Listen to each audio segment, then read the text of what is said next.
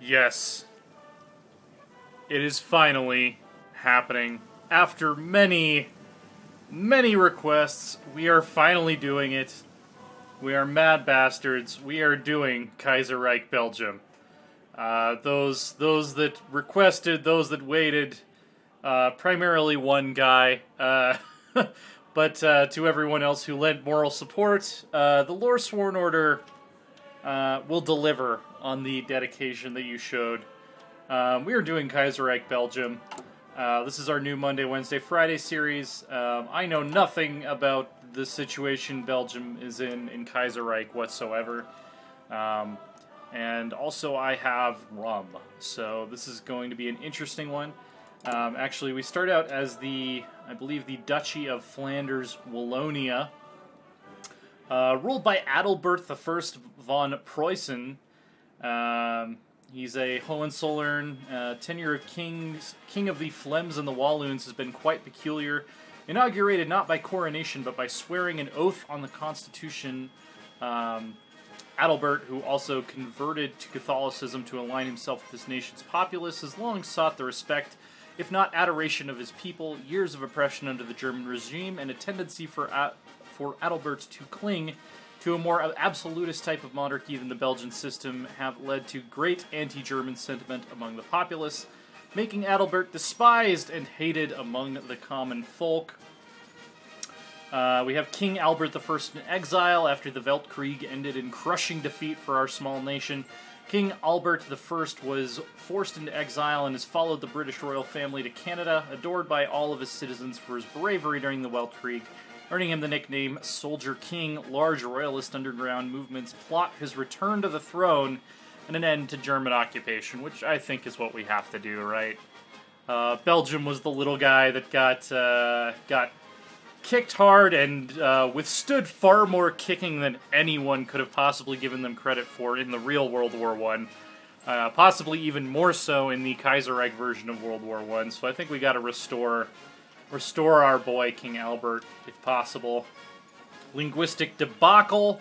While the majority of the population lives in Dutch-speaking Flanders, French-speaking Wallonia held the upper hand during most of the 19th century until the Weltkrieg.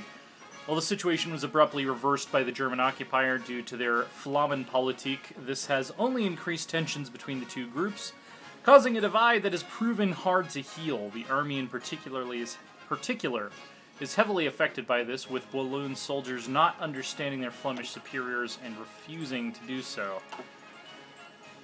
Dutch control over the Westerschelde after the Belgian Revolution failed in securing the state of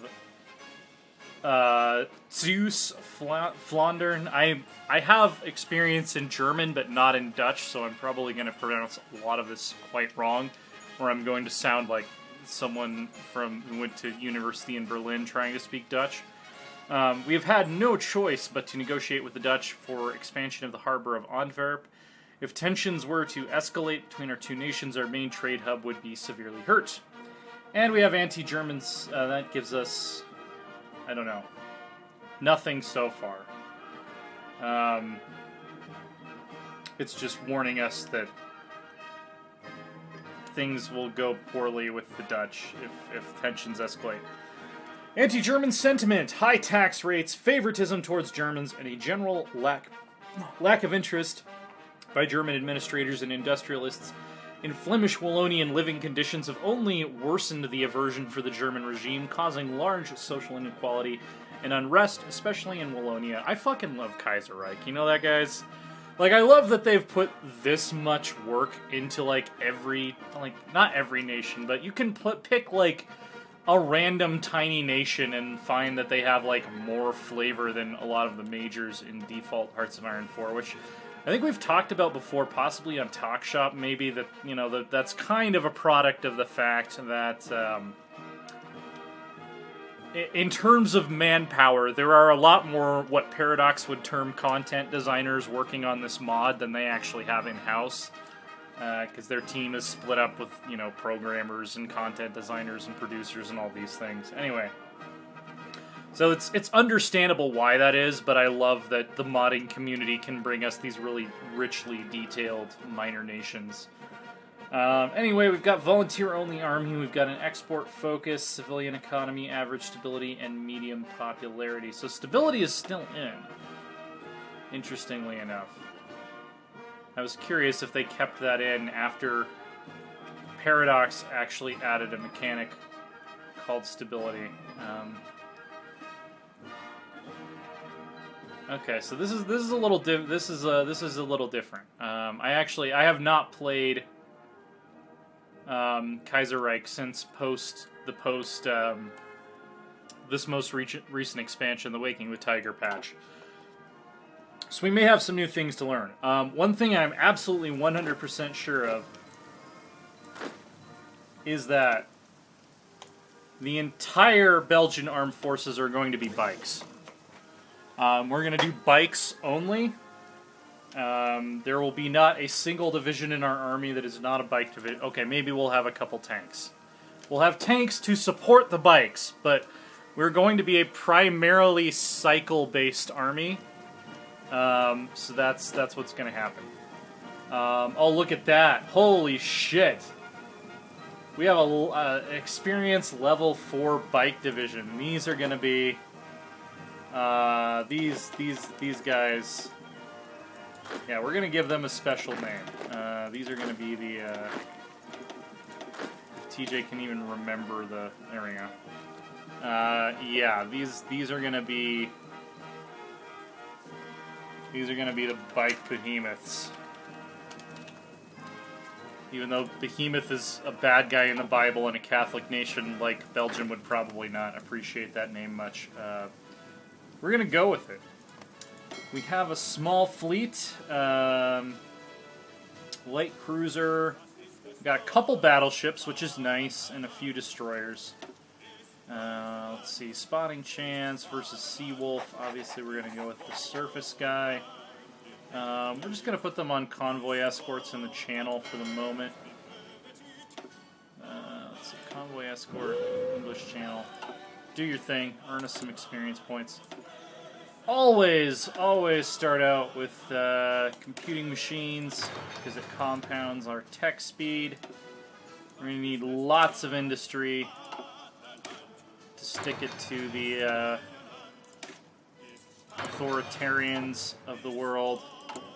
So we're currently German sympathizers, authoritarian Democrat.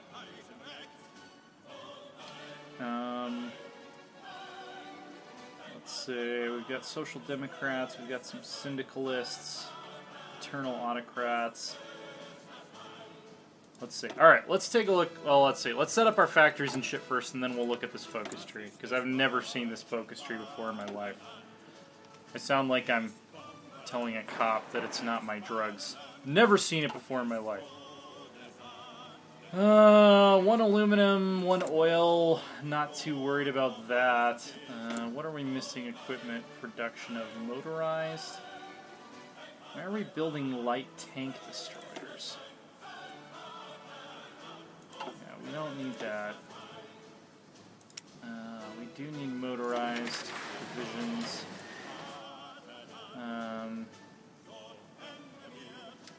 Yeah, we can wait on that. Let's take a look at our templates real quick. We don't need that or that. It's all bikes all the time. Okay, so the bikes have a tank destroyer with them. I like that. We're gonna keep that. That's a baller division right there. I like that a lot. Let's see, what's their combat width? Okay, combat width is exactly 20. Alright, so we're set. We're set here.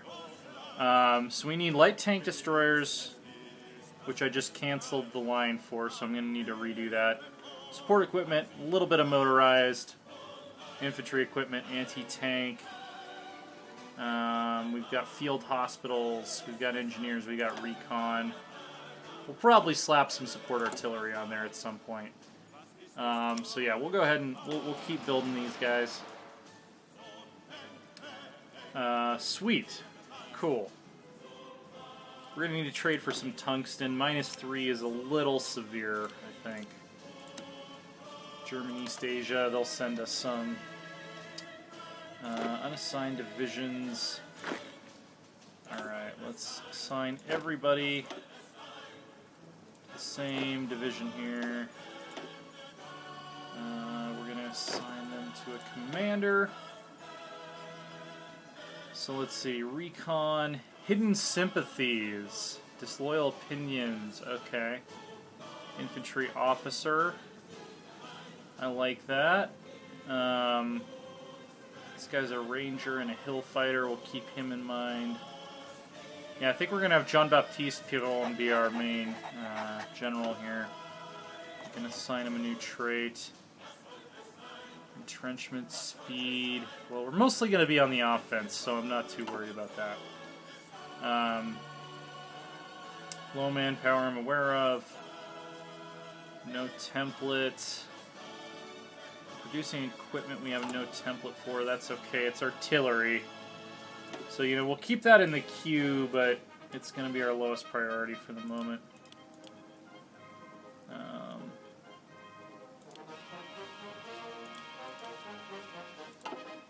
I guess we have to do it this way. The janky way. Did I just get rid of our motorized?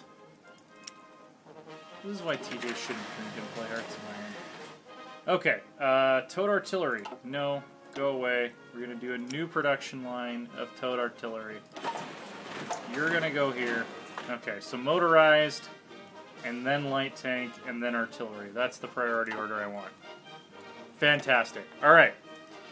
Evaluate the state budget we can't do until after the 1st of November 1936. So that's good. War bonds, we need 15% world tension. Follow the Galopin doctrine. Consists of producing consumer goods and fill demands of the civilian population whilst refusing the help of the occupier with the production of war material.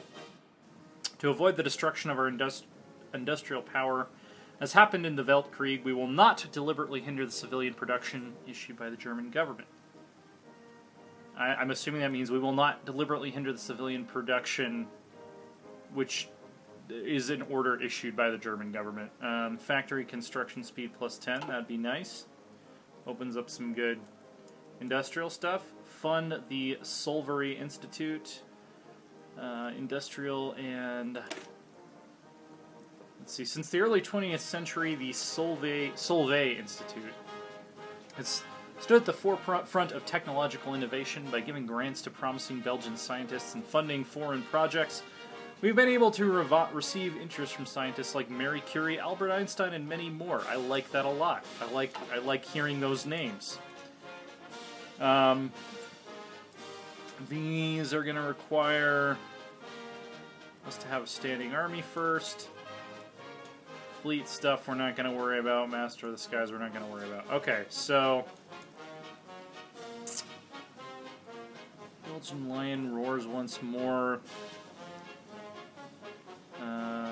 Assemble the Industrial Committee. Okay, so eventually we're going to have to pick between a civilian building slot, which also unlocks two 25% research bonuses for industry and the ability to get more steel. Or we get more bonuses to research time, which eventually allows us to get rocketry and jets, nuclear tech, and refineries. I think we're going to take this first one just to get that permanent bonus, but ultimately we're going to go down this more industrial tree versus the more sciencey tree, I think. So let's grab this first, because I think we want to compound on a technological advantage since it's going to take us a long time to get up to an industrial level that we want to be at. Oh, we also need a field marshal. Albert von Preußen. I'm going to make him charismatic. I don't have enough command power. Never mind. These guys are already trained, so we don't need to do any additional training. Low popularity, yep. Downfall and stability, very concerning. Located on the western border of the German Empire and bordering the Commune of France, Flanders-Wallonia has a very strategic but vulnerable position. As the vanguard of the West against the syndicalist menace, we are supposed to stop their advance on the bunkers of Ludendorff Flinia, and pushed. I'm assuming they renamed it after Ludendorff because they won the Weltkrieg. And pushed together with our German allies into the French heartland. To the east, the German behemoth watches us closely and will prove to be a difficult enemy should the need arise. North of us lies the Netherlands, neutral in the Weltkrieg. Our former masters don't seem much of a threat with their ill-equipped army and friendly relations. Yeah, we're totally going to conquer the Netherlands, by the way. Occupation and major battles during the First Weltkrieg have clearly marked our country, and hefty reparations and general disarmament of our industrial base imposed on us have left us weak. What was once the 8th greatest industrial power in the world has been greatly humbled. Still, our people are sturdy and managed to rebuild our industrial might to a level approaching its former extent. However, as much of our industry is hopelessly reliant on German investment, there remains a great deal of work to be done. In order to reinvigorate the economy, Adelbert Canal was dug post-war, connecting the important harbor of Antwerp with the steel industries of Liège. Coal mining has been expanded into the province of Limburg, further stimulating the steel industry, while the Flemish provinces have steadily developed their industrial power to partially replace the old reliance on the agricultural countryside. Even though our country is a constitutional monarchy on paper, parliamentary control over the government is severely hampered. Moreover, political parties can only have a legal status and participate in elections if they accept the post-Weltkrieg status quo, such as the Hohenzollern monarchy, membership in the Reichspakt, and other national indignities. This limitation makes legal opposition parties stunted and ineffective. The government is advised by the Flemish Council, which consists mainly of members of the higher class, most of whom support the king and execute his decisions with limited practical power of veto. There are two major opposition groups that seek to contest the current status quo and as a result have been forced underground. First, we have the Royalist Catholic Party, who seeks to restore Belgium and its rightful king, Albert I, currently in exile in Canada. The other large group is the Syndicalist Party, which seeks to improve working conditions and create a socialist regime like that which exists in the Commune of France. Both of these groups have stronger ties to the Wallonia region with occasional frictions. The Catholic Party is also, however, widely accepted in the agrarian region of Flanders, which still strongly holds on to the Catholic faith. We must brace ourselves for the trials to come. Also, let's just go ahead and draw a nice little. No, we can't do that. Can't we? Draw a nice little front line along the Dutch border here. And let's just say, hypothetically, that like if we were going to invade, it would look something like that. You know, totally hypothetical at this point. We also need to get some more manpower. Assassination of President Kerensky has happened. I'm going to skip through most of the Kaiserreich events that most of us have seen before. If I see one that looks unfamiliar, I'll stop and read it. But strikes at the Zolder mines.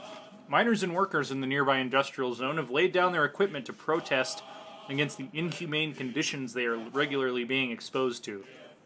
To fulfill the quotas imposed by the regional industrial head, many of the workers have been forced to work 7 days a week, some for over 12 hours a day, or risk losing their jobs. The cooperative of Zolder has decided to take action and has prepared a large strike to fight against their conditions, and has sworn to uphold the strike until the terms are met. So we can send in the Flanders Guard, basically. We lose 50 political power, we get a strike, minus 35 factory output for 3 days. Or we can make some empty compromises about helping the collective. Let's make some empty compromises. We get the strike either way. I am using the Kaiserreich music mod, by the way. Totalist charter. Yep, people must reject this madness. Totalists are dicks. I think that's one thing almost everyone can agree on except for the totalists.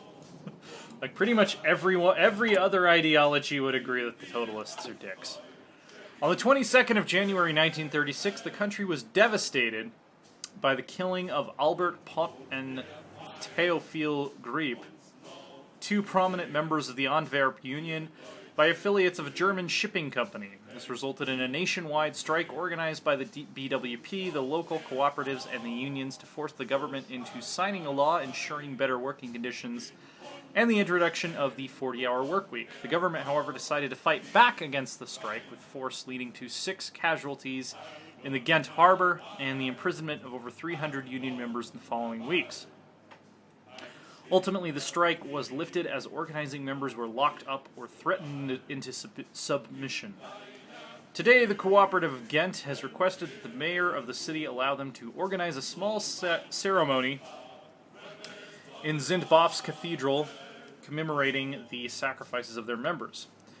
We'll send a representative to express our condolences. Why not? Why not let them have their little ceremony?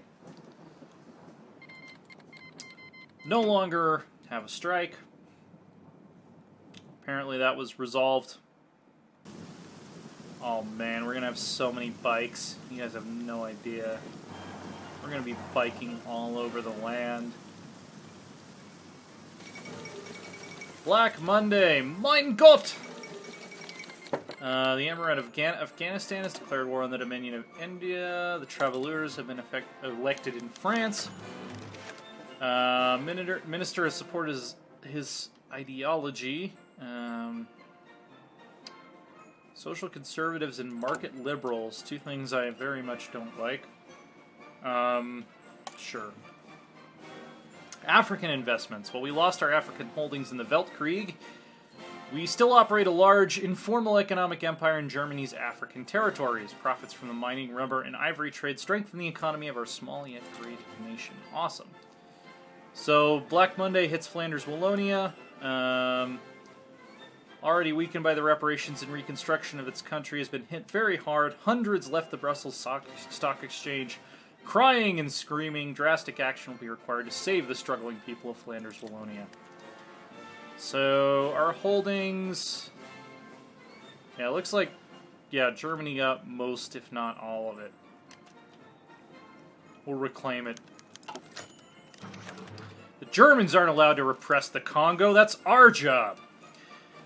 With stocks plummeting on the Brussels Stock Exchange, thousands of citizens are flocking to the banks, trying to withdraw as much cash as possible. The Société Générale in Brussels is panicking as they see their cash reserves quickly dwindle, urging the king to take action before riots erupt on the streets. While paying out to the citizens would guarantee stability in the short term, it would come at a tremendous cost to the government. Let's see. We're going to let them withdraw their cash. You know what? Fuck banks. Fuck all banks. Midden Credit Costs declares bankruptcy. Bad investments, plummeting stocks, and the support of friendly banks all conspired to quickly bring the Midden Bank down to a brutal liquidity collapse. As the financial branch of the Boerenbond, is this South Africa that we're talking about right here? That's just, I see the word Boer in there, so. Farmer representative body that boomed influence after the Weltkrieg due to the German reliance on Middle Europa crops. Thousands of farmers who had invested their capital into the organization now stand with empty pockets. Thousands have been left virtually penniless in a period of ever-increasing instability and financial insecurity. Members of Parliament have proposed the creation of a CKL, or Central Cost for Landbouwkredit, to support the troubled farmers by promising to provide generous subsidies to the agricultural sector upon economic recovery. While this would be a tremendous burden for the AAV and ABB, it would greatly help the image of Adalbert and the pro-German regime.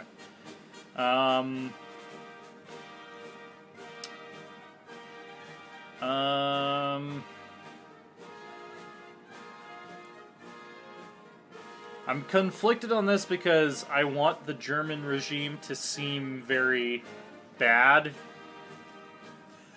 Yeah, let's create the CKL. The stability will help us in the long run, even if it makes the Germans look good for a little bit.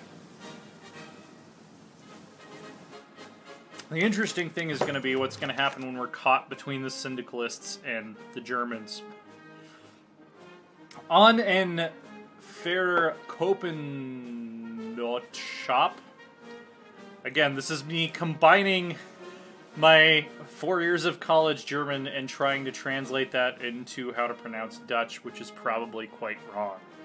Despite the creation of the CKL to pay back the farmers, the other financial branch of the Boerenbond is suffering greatly. The AVV, or Buy and Sell Society,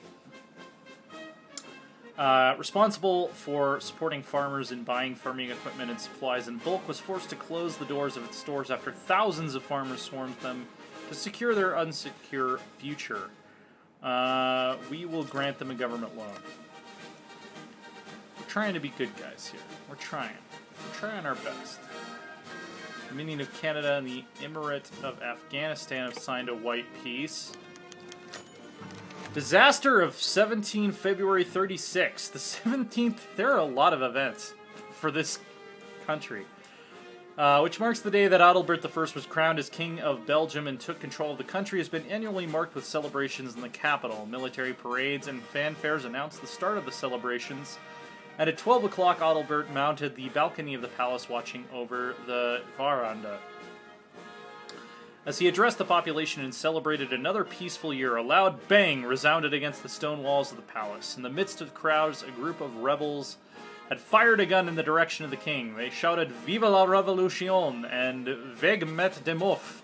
Dozens of men and women placed at tactical locations in the crowd by the combined resistance started rallying the people and prepared to storm the palace. Police quickly mobilized and formed a protective circle around the palace gates.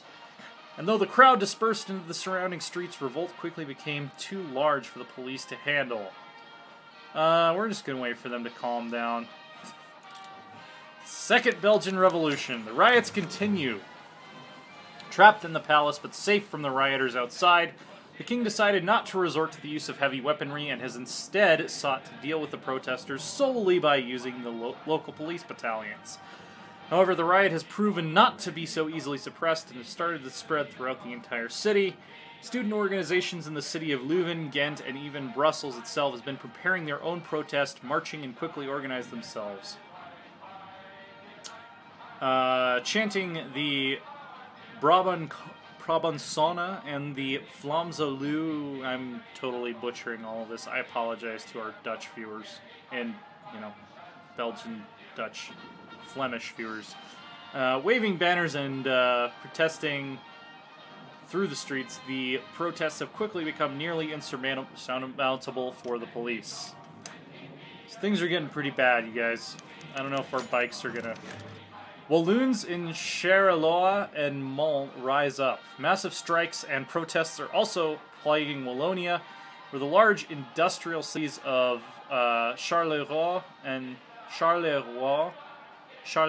I think, is how I pronounce that, and Mont have started organizing themselves into a full-scale rebellion. Supported by the syndicalist resistance and raids of the police headquarters in Mont, the revolters have organized themselves outside the city, building their time. Or biding their time. Alright, yeah, so... downfall in stability. We have very low stability now. Société Générale de la Belgique splits up. The largest corporation of Flanders Wallonia, and created by the Dutch in 1815, the Société Générale has been the driving power behind much of the rapid industrialization and colonial expansion of the 19th century. After the loss of the Congo at the start of the German occupation, its power fell precipitously, but even today there are still the most important economic institution in our nation, dominating nearly 40% of the industrial sector. To weather the storm caused by Black Monday, several members of the Liberal Party are suggesting that we hive off the unprofitable branches and salvage what we can. The General bank would be sold off as a separate subsidy of the main organization, which would handle the bank's affairs independent of the interference by the SGB. So we can block the split, which gives us political power, but our stability goes further in the shitter. Let's do it. An independent bank would be a wise move.